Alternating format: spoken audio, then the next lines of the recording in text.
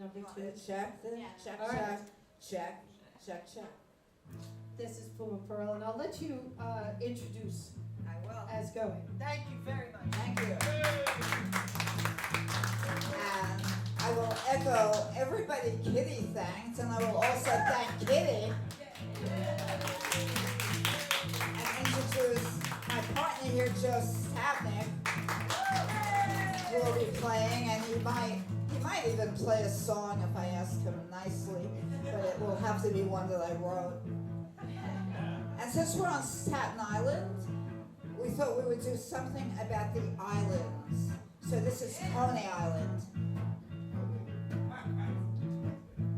called Riding the Wonder Wheel. We'd wait for a swinging car, make out like mad till we reached the top. When the ride ended, we'd tumble out like cigarettes with hot fingers and shaking hands, throw ourselves across boardwalk benches, rats scurrying by, old men watching us. We didn't care. Our skin was melting. Summer ended. The rides closed. We cut school, climbed up your mother's fire escape. She was asleep on her blue plastic-covered couch, and we stayed in your room for hours. It felt like days. But doing in your bed never even came close to those first Wonder Wheel kisses, rocking in the clouds, Coney Island ablaze between our happy feet. And then, of course, if you know Coney Island, you know the Mermaid Parade. Mermaid Parade is the best day of the year. We hung out on the roof of Cha-Cha's watching the Mermaid Parade. This is the best day of the year, said Danny, snapping pictures with a camera he'd just stolen out of an old Buick.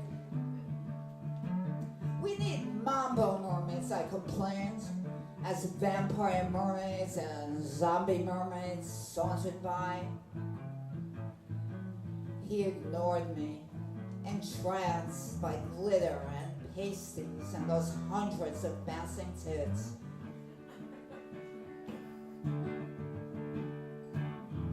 I met Danny at the Siren Festival. The New York Dolls played, and then we danced straight up Surf Avenue to Seagate to a room he rented from a bunch of rabbis.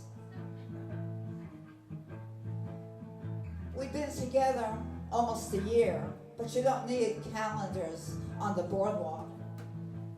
Time is measured by cyclone screams, thunderbolt rides, striped beach chairs.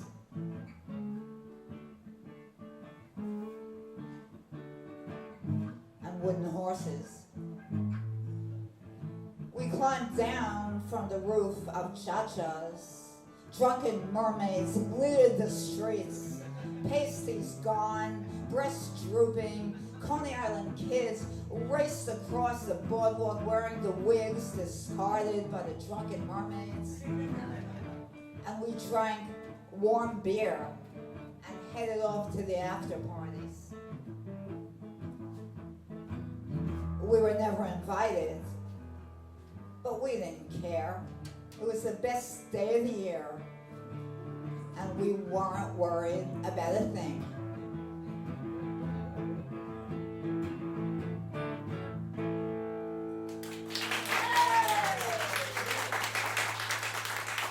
Thank you. Thank you, Joe Stavnik. Okay, so, speaking of islands, we're going to move to Manhattan Island, specifically the Lower East Side, and where I'm from. Where I'm from. East 10th Street, summer. Someone always set some speakers on the sill, and the sounds of Willie and Hector flood the streets as we dance in the coolness of the fire hydrants. Abuelas rest their chubby arms on pillows, keeping one eye on the pots and the other on the street, where kids clamor for change, for ices. Tamarindo, mango, coco, papaya, piraguas in cone-shaped triangular cups. And Louis sells cerveza on credit, and Ephraim's got the best nickel bag on the block. And it's Mother's Day every 2 weeks, and everyone is happy. And we were happy. We had no name for homeless. We were never homeless. We were always home. We were home. We were home in fifth floor walk-ups, toilets in the hall, bathtubs in the kitchen, and wiring so old if you plugged in an AC, the whole block went out.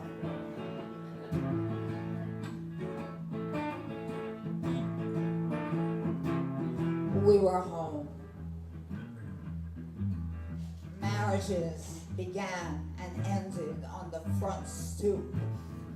The West Village was another country. Families slept on rooftops to escape the heat. Kids tethered to their waists with clotheslines. And all the bodegas sold Lucy's and cigarettes were $2.25 a pack. And we were home.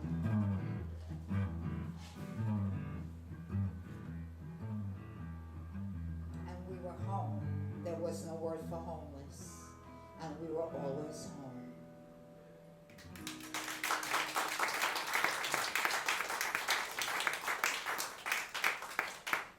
A little more Lower East Side, LES. Yeah. Past and pandemic. Right, you can't get too much Lower East Side these days, right?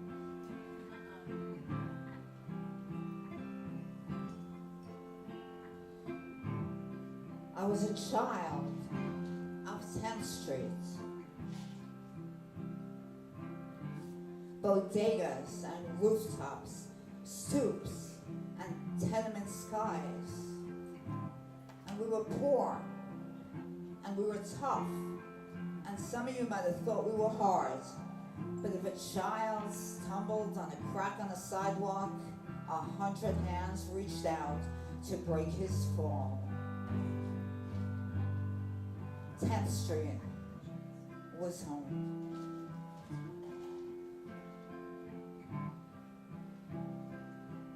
I was a child of 7th Street. Tompkins Square Park was my front yard. In the morning, we'd clean the needles and syringes out of the sandbox so our kids could play, running across the park in their red, blue, yellow, green Converse and their wooden toys, and the basketball carts and the band shells and the Tuesday night Latin nights and the weed sold at the entrance and the I got the tea that killed Bruce Lee. The park was home. I was a child of 3rd Street. The New Eureka Poets Cafe taught me how words could feel. And then there was the heroin lines and welfare cheese and bags coming down from 5th floor windows and hands reaching out of grates and 3 eggs in the refrigerator and Bacardi for Christmas. The streets were home.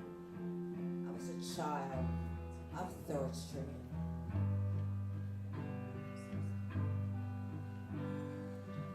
Now, down here on the lower, below Delancey, below ground, I'm not a child anymore. 13 floors above the rivers and the bridges, I am home. I am home with keys that fit into a lock. I am home with books and TVs and a dog to walk. But in those pandemic times, I felt homeless. And I needed to remember.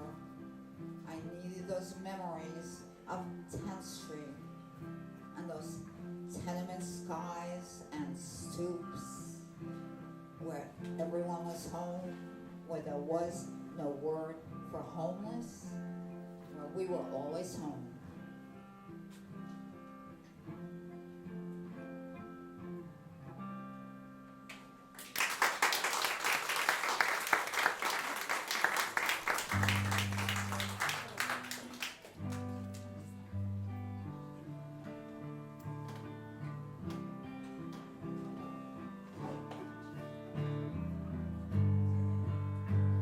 What in the world?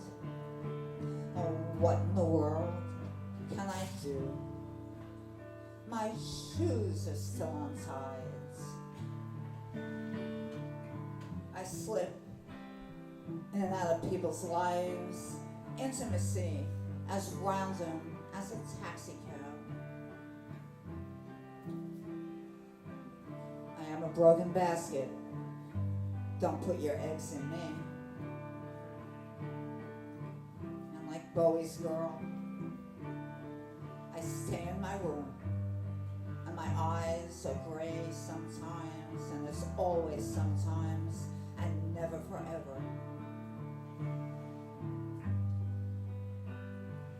A knife in the park, a fall of a Central Park rock, a broken artery.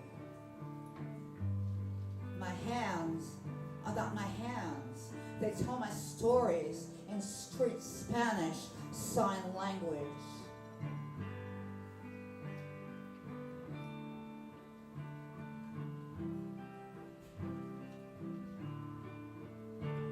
On my right, evenly tanned.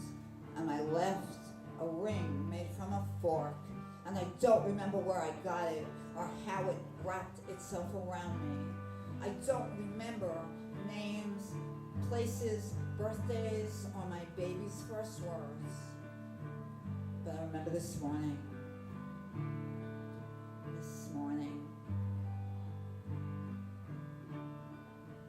Keys on the coffee table, English muffin, butter melting, hot cup in the car, Lou Reed, Sweet Jane, Chinese proverbs.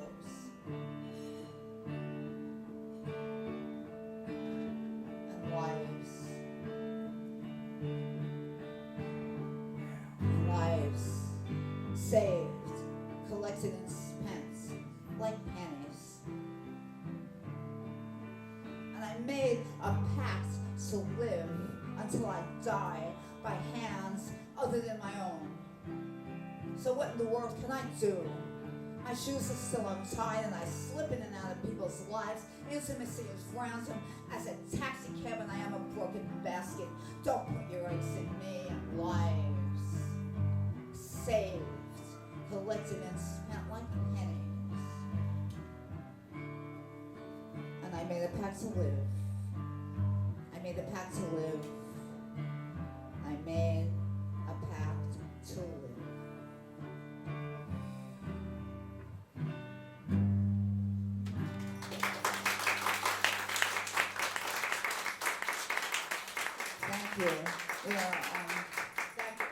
Joe and I have also written some songs together, one of which is Gutter Angels, which I think Joe will now do. Okay.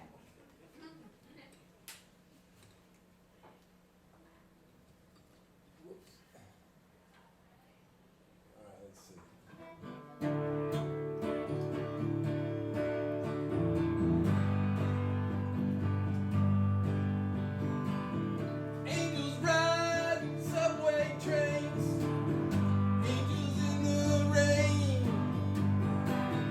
Wings of fury in the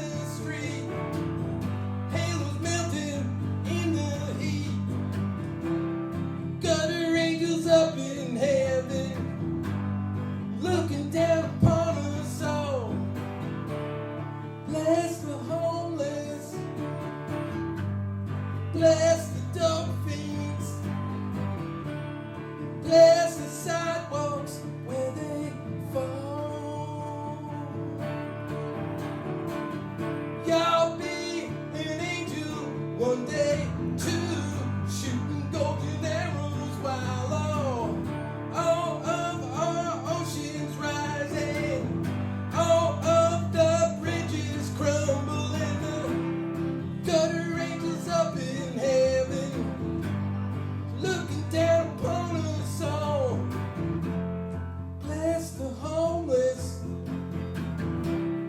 bless the dog fiends, bless the sidewalks where they fall. Danny's nickname was Gorilla, Linda's was the stick. Tito crawled through the windows, Minerva made him pay. And Lady cropped up the parked car trunks all on Christmas Day. Dream yourself alive, she said. It's easy, just like walking. Nothing changes since you've been dead, except to feel your aching body. Gutter angels up in heaven. Bless the homeless, bless the dog fiends, bless the sidewalks where they fall. Oh, oh, oh. Puma Perl. Thank you. We have a merch table which has some of my books and some New York Junk albums that also include Gutter Angels on the album entitled Dreamin'. Where are we on time, Kitty? I don't know, I'm not You don't know paying either. attention. Okay, we don't know. Okay. I think it's like 15, 20 minutes, but you can do whatever you want. Okay. Dos más. Oh, it's not? I said dos más. Oh, dos más.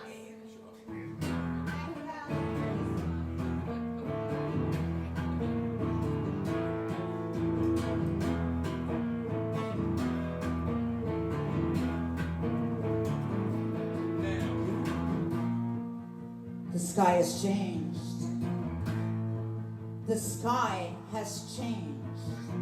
At 5 o'clock sunlight, I remember how I lied about hating February, the short gray days, and how easy it was to be dead.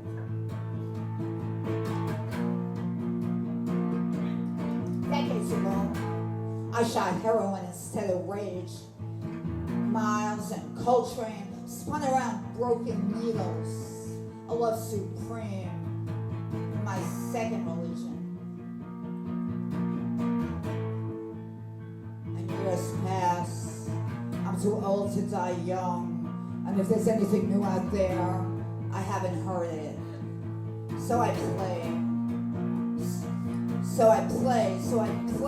Dead bodies, dead cities. I love you. Fuck off. 9 in the morning, once an ungodly hour. Now it's almost midday.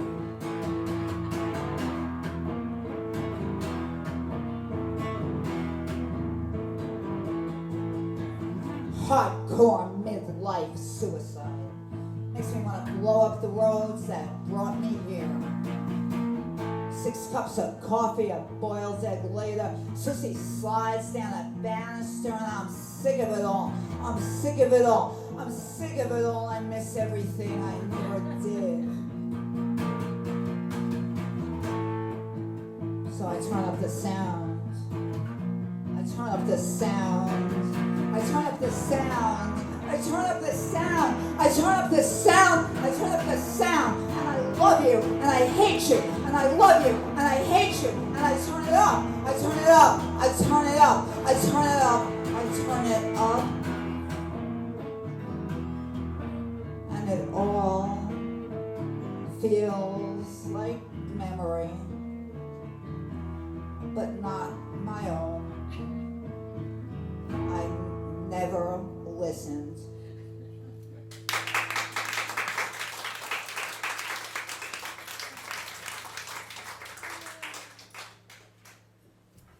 Okay, so I think we've got one more, unless we've got two more, but we might have one more. So we're gonna do this, and so I got hit on the head 2 days ago.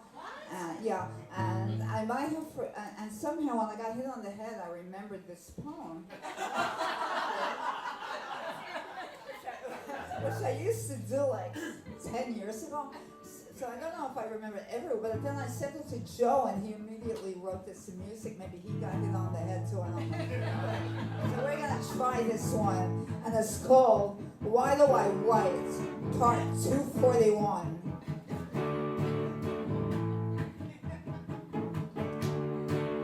Why do I write? Why do I write?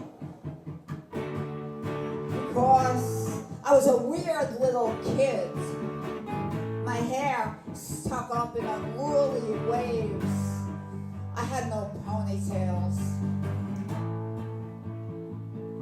Because the world was unsharpened pencils, stand in the hall, lost notebooks, unfinished homework, notes to my mother, late report cards. And why did I write? Why did I write? Because it was TV snack trays, high IQ, house keys, lockdown, handball, men's eyes.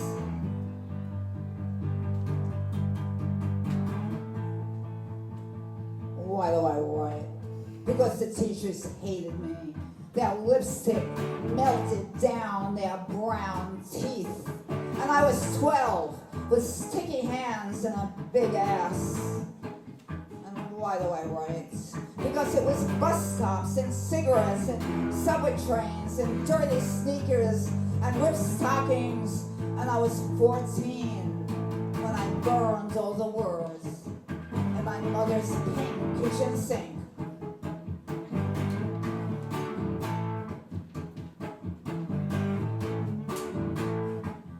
And why do I write? Because I survived. Because I survived. Broken down decades, blunt dirty needles, depressions, delusions, distortions, rats, rape, kids, powdered milk, macaroni and cheese, face the wall, roll up your sleeves, jump from car windows and wake up sick, wake up sick, wake up sick. And why do I write? Was there a chance that I could have been saved? That I could have been saved before I disappeared into the abyss with nobody following me once I stepped down into the hook and never looked back? Why do I write? The teachers are dead. The men's eyes take Viagra. Big asses are good. Hair stopped waving. So why do I write? Because I'm not finished yet, and because risen to 442, and it's a secret. Why do I write? Wait, I haven't told you the secret. And most women won't tell you my secret, but it gets us laid too.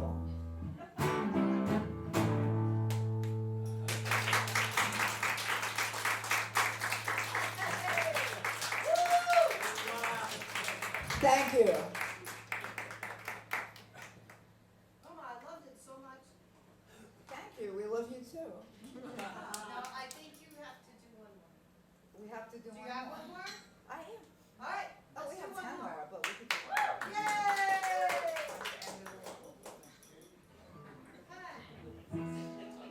Okay.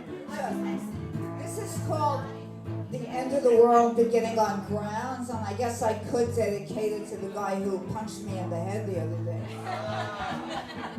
By the way.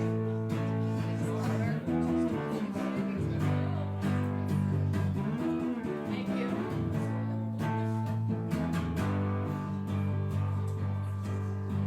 It's the end of the world, beginning on grand.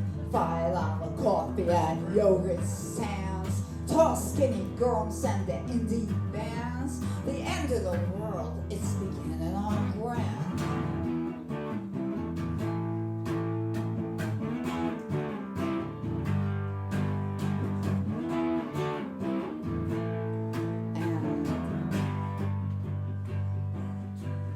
It's not the East Village, it's the Lower East Side. Where my father was born, where my grandmother died. She was coming up the steps on East Broadway, never made it to the top.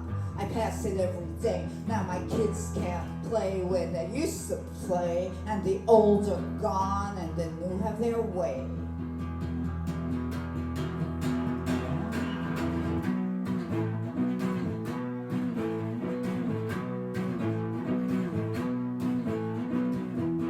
My father was born on Avenue C. We always lived east of the DMZ. I caught my Lucy's on the mighty D when Avenue B was the place to be. Yeah, Avenue B was the place to be.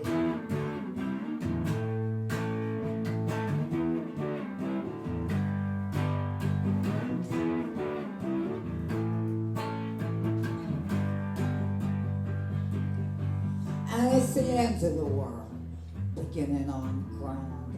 $5 coffees and yogurt stands and tall skinny girls in indie bands.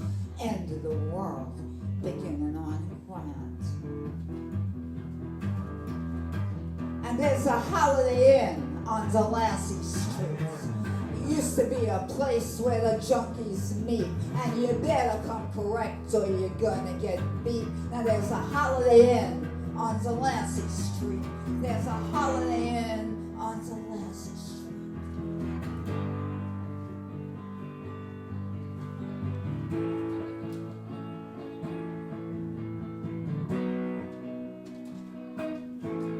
And it's not the East Village, it's the Lower East Side. Projects, bodegas, Chinese French fries, birthday parties on the street, speakers on the sill, kids in wheelchairs, fire drills. And it's not the East Village, it's the Lower East Side. And we're gonna build a new world, beginning on grand. We gotta start a new world, beginning on grand. Forget about that coffee and the yogurt stands and the tall skinny girls and the indie bands. We're building a new world, beginning on grand. We're building a new world, beginning on grand. We gotta build a new world, beginning on grand.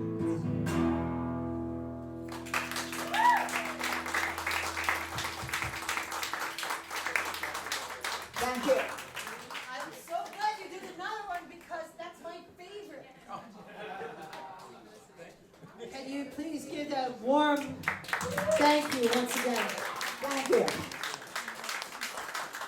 Thank you so much, and thank you for having us. Oh, absolutely. We are graced with your presence here on Staten Island. We do not have a lot of the things of which you speak. I'm going to resume drinking my Manhattan. We do, Ben. Hang on just a minute. Once again, I'm gonna try to log in without glasses. If I hold on, I could take another drink of my Manhattan. There you go. So elegant. Should I call it a Staten Island? I wouldn't want to drink. So it was hard for me to come up with questions for you, honestly, because our worlds are vastly different. But one of the things that is obvious to me is an awareness and allegiance to community. And I would like to know how much of that was just you growing up and visualizing and seeing, and how much of it was imparted to you through other people and who those people are.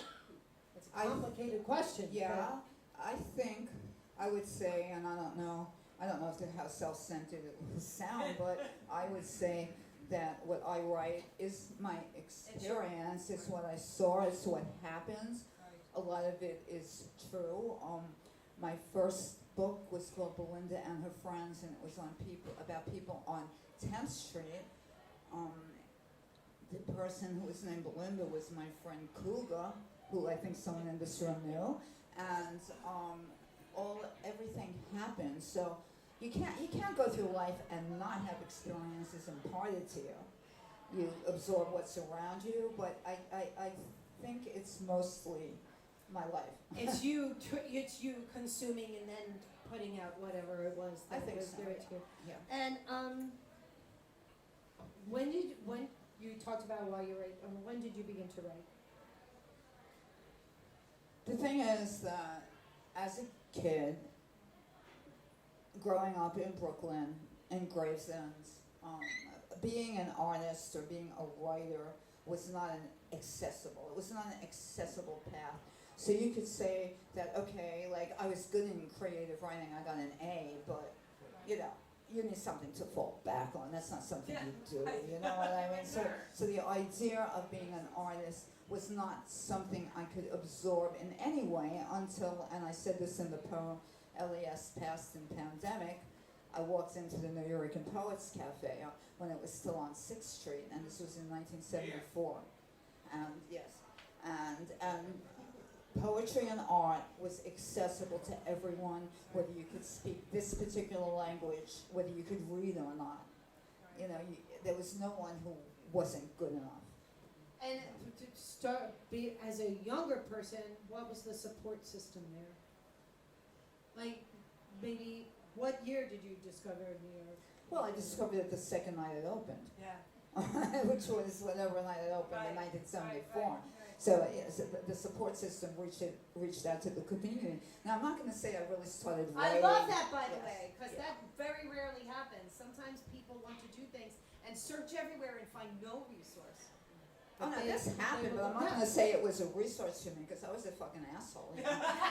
Miguel Algorithm, you can attest to that, Pooh, but Miguel Algorithm used to throw me out for being drunk and stuff. I wasn't getting up and doing poems. But the fact was that I knew there was an open door, and that sometimes that's what you need. Yeah, absolutely. If you don't get it anywhere else, that's what you need. Absolutely. No one could have said that better. I have a feeling there may be some questions out here. Does anybody? There has to be. Nobody wants to ask what kind of an asshole I was. I would not do that. Tell me. Actually, I would like to just like grab two of those and sit at the bar and go, so what kind of asshole are you? Because I'll tell you what kind of asshole I was. That sounds good. All right, Can you we're give us gonna, the we're gonna. categories of assholes? There are. So we can select. Yes, there are. But and there's also you had to be there. That's an element. There's a you had to be And that's there the asshole element. category all of itself. Yeah, all in itself. But you know, one of the reasons, I just would like to let everybody know, one of the reasons that I actually reached out to Puma and asked her to come here is, look, already it started. I saw you recently in Brooklyn, and I honestly stood there like this. Like, I was that moved by it. Partially because when you're removed from where you think the action is, but you think you're in where the action is, that's such bullshit. And it takes so long to shed that from you. And to hear someone who's there telling you their story, this is what happened to me. And this is what you did for me, is I was like, that's gone. Thank you. Thank you. It was a whole great experience. And thank you, Joe. Oh, yeah. And who has questions for Joe? Anyone want to ask Joe anything? I don't think I've ever seen you cry. Oh my God, I'll do it here in front of everybody. No, we got in the car and drove home, and I was like, damn, she ripped my heart off. That was really moving and emotional experience for me, and I appreciate every second that I can learn from a person who I am not. So thank you for being here. Can we give our